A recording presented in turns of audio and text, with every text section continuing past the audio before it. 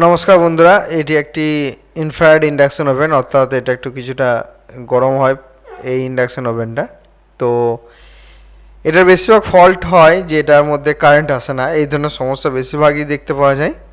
তো আজকে এটা রিপেয়ার করব। তো আমার চ্যানেলে যারা নতুন দর্শক তারা অবশ্যই চ্যানেলটা সাবস্ক্রাইব করে রাখুন।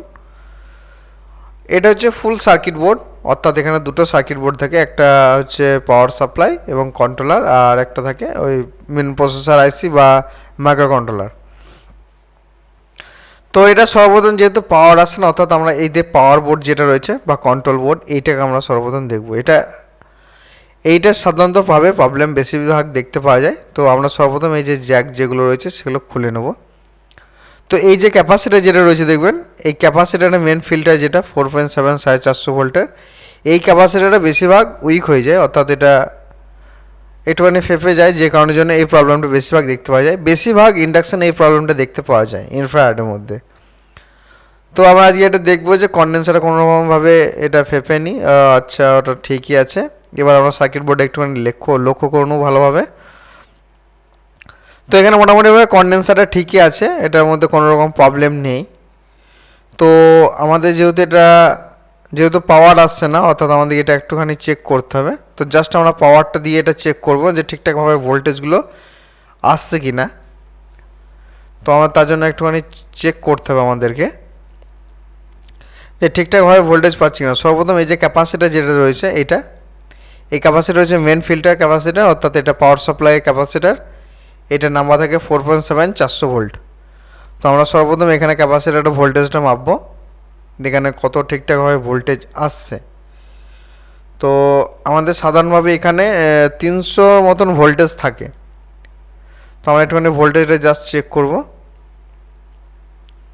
হ্যাঁ, তো এখানে দেখুন ওই 300 আপ, অর্থাৎ 300 ভোল্টেজের বেশি আছে। তো এখানে ঠিক আছে, এই ক্যাপাসিটারটা 300 ভোল্টেজ থাকলে এর ক্যাপাসিটার ঠিক আছে, কোনো রকম প্রবলেম নেই। আমরা একটুখানি ডিসচার্জ করে দিচ্ছি। হ্যাঁ, তো আমরা ডিসচার্জ করে দিলাম ক্যাপাসিটারটাকে। হ্যাঁ, এবার আমরা যে কাজটা করব দেখুন, এই যে একটা ছোটো পড়া রেগুলেটর আছে, এটা হচ্ছে 5 ভোল্টের একটা রেগুলেটর আইসি। এটার নাম হচ্ছে 78LO05 78LO05। এটা হচ্ছে 5 ভোল্টের একটা রেগুলেটর, যেটা মাইক্রো কন্ট্রোল আইসিতে সাপ্লাই দেওয়ার জন্য ইউজ করা হয় এটা। তো এর ট্র্যাক লাইনটা একটুখানি লক্ষ্য করুন। দেখুন এখান থেকে এই যে 5 ভোল্টটা, এই 5 ভোল্ট এখানে একটা ক্যাপাসিটার হয়ে এই যে ট্র্যাকটা যেয়ে এই পিনের মধ্যে এসেছে, অর্থাৎ এটা মাইক্রো কন্ট্রোলার আইসির মধ্যে সাপ্লাইটা যাবে। তো আমাদের এই 5 ভোল্ট আমরা আশা করি বুঝতে পারলাম যে এটা আমাদের মাইক্রো কন্ট্রোলার প্রসেসরের জন্য এই ভোল্টেজটা আমাদের ইউজ হয়। তো আমরা এখানে একবার ভোল্টেজটা একটুখানি চেক করবো যে 5 ভোল্টটা ঠিকঠাক আছে কিনা। যদি 5 ভোল্ট ঠিক থাকে তো আমাদেরকে জানতে হবে মাইক্রো কন্ট্রোল আইসিটা প্রবলেম থাকতে পারে। তো এখানে দেখুন কোনো রকমের ভোল্টেজ নেই, অর্থাৎ মানে মাইক্রো কন্ট্রোল আইসির মধ্যে কোনো রকমের ভোল্টেজ যাচ্ছে না। তো যে কারণের জন্য মাইক্রো কন্ট্রোল আইসিটা অন হচ্ছে না, তো এটা পাওয়ারটাই এটা প্রবলেম আছে। আমরা এই পাওয়ার সাপ্লাইটা ভালোভাবে দেখব যে এটা কি প্রবলেম রয়েছে। তো এখানে দেখুন এইটা হচ্ছে, এখানে 3টে পরপর ডায়োড লাগানো আছে। তো দুটো হচ্ছে, একটা 9 ভোল্ট, একটা হচ্ছে 18 ভোল্টের জন্য। তো এইটা এই যে টোটাল এই যে তিনটে ডায়োড রয়েছে দেখুন। তো এই 3টে ডায়োড হচ্ছে, একটা ডায়োড এবং জেনার হচ্ছে ফিডব্যাক পালসের জন্য আইসিটার মধ্যে ইউজ করা হয়, আর একটা 9 ভোল্ট এবং একটা হচ্ছে 18 ভোল্ট। টোটাল এখানে 3টে ডায়োড ইউজ করা হয়। তার মধ্যে 9 ভোল্ট এবং 18 ভোল্ট এই যে দুটো ডায়োড যে দুটো আছে, ওই দুটো ডায়োডকে আমরা সার্কিট বোর্ড থেকে তুলে নিয়েছি। তো এবার এটা একটা একটা করে আমরা চেক করব। হ্যাঁ, তো এটা ঠিক আছে। হ্যাঁ, এটা ঠিক আছে। এবং পরের নেক্সট একটা যে ডায়োডটা রয়েছে দেখুন, এটার মধ্যে বিপ সাউন্ড দিচ্ছে, অর্থাৎ এই যে ডায়োড যেটা রয়েছে এই ডায়োডটা সম্পূর্ণভাবে নষ্ট হয়ে গেছে। তো এই ডায়োডটা দেখুন কোন পিনটা ডায়োড, এটা হচ্ছে এখান থেকে এইটায় ট্র্যাকটা গেছে, অর্থাৎ এই ডায়োডটা হচ্ছে 18 ভোল্টের।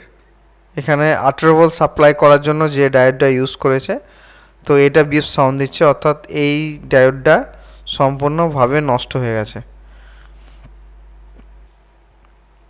এই ডায়োডটা সম্পূর্ণভাবে নষ্ট হয়ে গেছে। তো এটাকে আমরা চেঞ্জ করব, এই ডায়োডটাকে আমরা সম্পূর্ণভাবে চেঞ্জ করে দেবো। এই ডায়োডটাকে বাদ দিয়ে আমরা নতুন এই যে একটা ডায়োড ইউজ করব, এটার নাম্বার হচ্ছে FR107। ডায়োডের নাম্বার হচ্ছে FR107।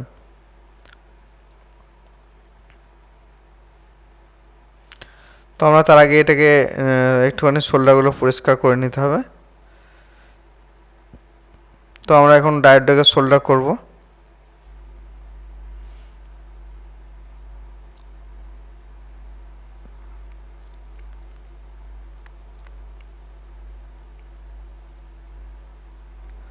তো আমাদের বাকি অংশগুলো সোল্ডার করে নিয়েছি।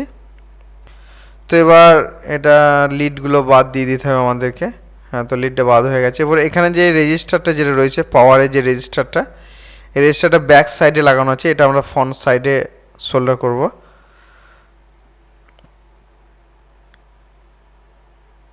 তো আমাদের এটা কমপ্লিট হয়ে গেছে।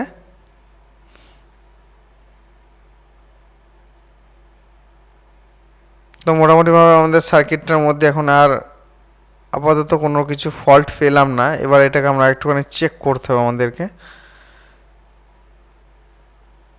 তো সর্বপ্রথম আমরা যেখানে চেক করব, এই পিনটা অর্থাৎ 78LO05, এই পিনটাতে আমরা কত পাবো? 5 ভোল্ট।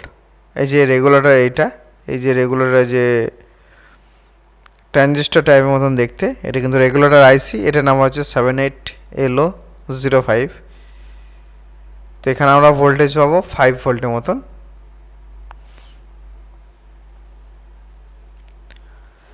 তো আমাদের 5 ভোল্টটা কমপ্লিট হয়ে গেছে।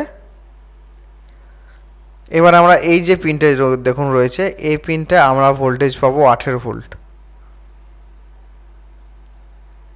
এই 18 ভোল্ট আমাদের ফ্যান এবং এই যে এখানে একটা ট্র্যাক যেটা রয়েছে, এটাকে কন্ট্রোল করার জন্য এই ভোল্টেজটা আমাদের ইউজ করা হয়। তো আমরা সর্বপ্রথম এটাকে চেক করব যে ঠিকঠাকভাবে ভোল্টেজগুলো আমাদের আসছে কিনা। সর্বপ্রথম 5 ভোল্টে চেক করব। তো আমরা একটা গ্রাউন্ড ধরার পর এটাকে 5 ভোল্টের পিনটা জাস্ট টাচ হচ্ছে না। হ্যাঁ, এবার ঠিক আছে। দেখুন এখানে 5 ভোল্ট ঠিক আছে, এখানে 5 ভোল্ট ওকে আছে। এবার 18 ভোল্ট আমরা এটা চেক করব, 19.55, অর্থাৎ ঠিক আছে, এখানে 18 ভোল্টটা ওকে আছে। তো আমাদের সাপ্লাই দুটোই ঠিক আছে। এবার আমাকে এটাকে একবার একটুখানি চেক করতে হবে। তো যেহেতু দুটো ভোল্টেজই আমাদের ঠিক আছে, অর্থাৎ এই যে বোর্ডটা আমাদের সম্পূর্ণভাবে রেডি হয়ে গেছে, অর্থাৎ এই সার্কিট বোর্ডের মধ্যে আর কোনো রকমভাবে ফল্ট থাকবে না। এবার আমাদের যে কাজটা হচ্ছে, মাইক্রো কন্ট্রোলার আইসিটাকে আমার একটুখানি চেক করতে হবে। তো আমাদের যেহেতু পাওয়ারটা রেডি হয়ে গেছে, যেমন সার্কিট বোর্ডটা সম্পূর্ণভাবে রেডি হয়ে গেছে এবং ক্লিন করে নিয়েছি আমরা। তো আমাদের এই বোর্ডটা এখন কাজটা মোটামুটিভাবে শেষ। এবার আমরা যে মাইক্রো কন্ট্রোলার বা কন্ট্রোল প্যানেল যেটা রয়েছে, এটা আমরা একটুখানি চেক করব। তার আগে সার্কিটের সমস্ত পিনগুলো আমরা অ্যাটাচ করে নেব। তো আমাদের সমস্ত পিনগুলো আমাদের ঠিকঠাকভাবে অ্যাটাচ করা হয়ে গেছে। এবার আমরা একটুখানি পাওয়ার দেবো। হ্যাঁ, তো পাওয়ার এসে গিয়েছে। ও সরি, এটা আমাদের পোর্টটা একটুখানি ভুল লাগানো হয়েছে, কারণ হিটিং সেন্সারের পিনটা জায়গায় আমরা ফ্যানের পয়েন্টটা দিয়ে দিয়েছি। তো আমাদের এটা একটুখানি ভুল হয়ে গেছে। তো আমরা পিনটাকে একটুখানি তুলে নিচ্ছি জাস্ট। এবার আমরা ফ্যানের পিনটা এবং হিট যে থার্মোস্টার যেটা থাকে, সেটা আমরা চেঞ্জ করে নিয়েছি। তো এবার দেখুন 1200 ওয়াটেজ হচ্ছে এবং ইন্ডাকশন ঠিকঠাকভাবে কাজ করছে। ভিডিওটি ভালো লেগে থাকলে প্লিজ একটা লাইক করবেন, আর চ্যানেলে নতুন হয়ে থাকলে অবশ্যই চ্যানেলটা সাবস্ক্রাইব করুন। দেখা হচ্ছে নেক্সট কোনো একটা ভিডিও।